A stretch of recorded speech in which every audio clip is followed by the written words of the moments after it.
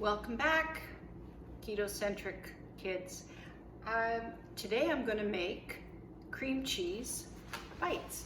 So I've got everything prepared here. I creamed up the cream cheese and I'm going to do all the wet ingredients and mix it around. So I have 3 eggs.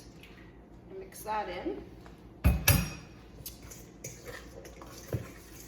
And the eggs will help bind it.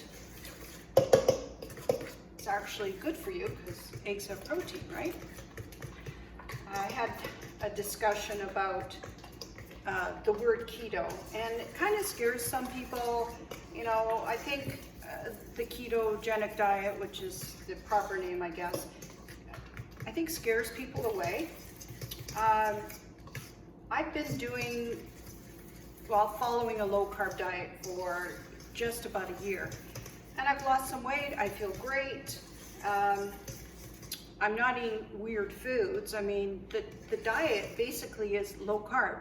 So I don't eat a lot of potatoes and rice, crackers, muffins, chips, that sort of thing. Now, I'm not perfect, trust me. I love chips. If anybody knows me, and my friends know that I love chips. So yeah, it's I'm not like so strict about it that I will not let a chip enter my mouth, because I mean, what's life without chips, right? Anyway, so I basically adapt recipes that I like, and I guess the biggest thing is, especially for baking, so a couple things. Coconut flour, like I've said in my other videos, does not act the same way as regular flour, so you have to take that into consideration.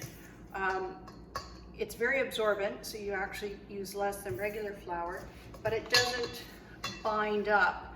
Like I said, the gluten in flour will bind it. So we use things like eggs to help bind it, and xanthan gum sometimes, depending on what the recipe is. So I've got lots of eggs, so I don't need any other binding per se. I've got about a tablespoon of softened butter and a tablespoon of sour cream with a half a teaspoon of liquid vanilla extract. I always buy the real vanilla. I don't buy the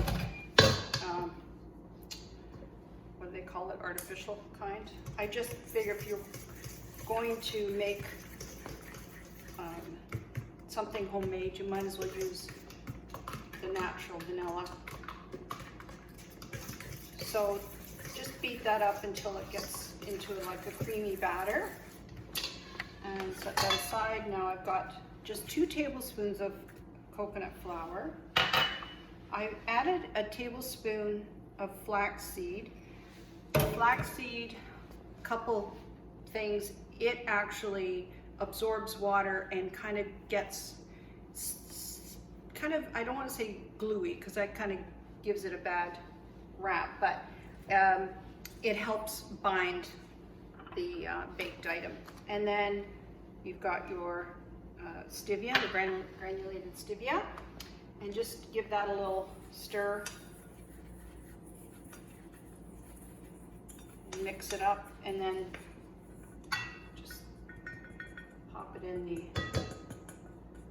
wet ingredients. Stir it around, and you should have a decent batter. Now I prepped I found this really cool, it's like mini squares, and I had an idea once I saw it. That's what I'm gonna put my peanut butter chocolate treats in, and it'll work out great. Put it in the freezer, freeze them up, and then just pop them out. I'm gonna try that next time. It just looks more professional when you do it like that, rather than just put a dollop on a cookie sheet. Okay, so I have my dough batter mixed up, and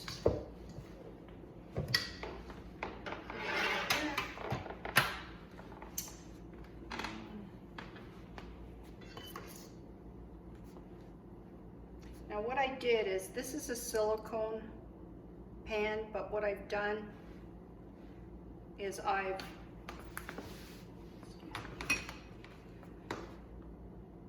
put a little butter in the bottom. I hate it when things stick and then it doesn't come out nice out of the pan or whatever you're making. Now it puffs up pretty well, so I filled this one up a little bit, maybe too much. Fill them up about just over half.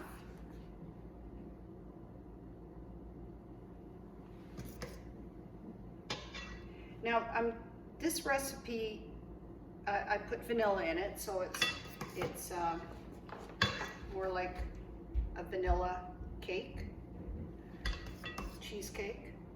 But you can make different variations, like if you want to add cinnamon, or I have peanut butter powder, which would be good. It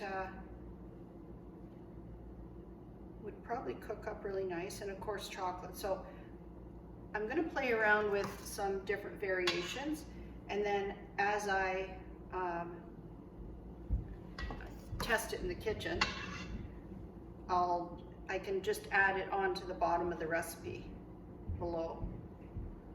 If you like the video, click subscribe, and that would be awesome. Share it with your friends. Maybe you have some friends that are interested in looking at different types of recipes. Like I said, I started making more of the sweet things, more for my mother, because she's a diabetic. So I wanted to give her a treat. So I'm just gonna put these in the oven at 350, and that'll take approximately, oh, forgot the blueberries. Ooh, what's cheesecake without a little bit of fruit on top?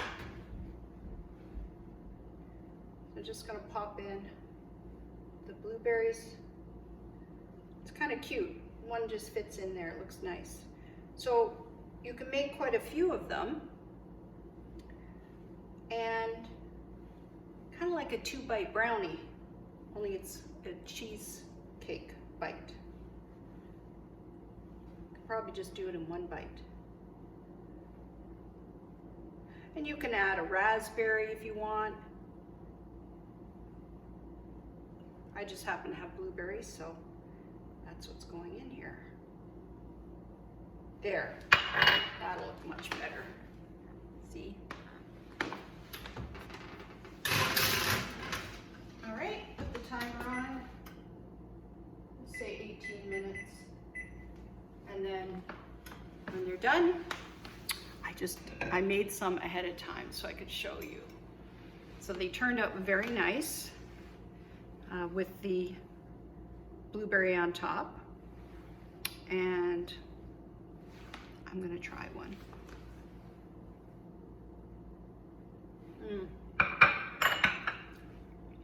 They're very nice, light and fluffy. I'm sure your friends would love them. I know I'm gonna give them to my mother, at least a few of them, and I also share with my sister as well. So anyway, enjoy. If you have any comments, good or bad, please click below. And you know, if you have some recipes that you love, but it's really high in sugar and you would like me to try to make it so it's more low carb, I'd certainly do that for you if you just let me know in the comments below. Thanks again. We'll see you in the next video. Bye.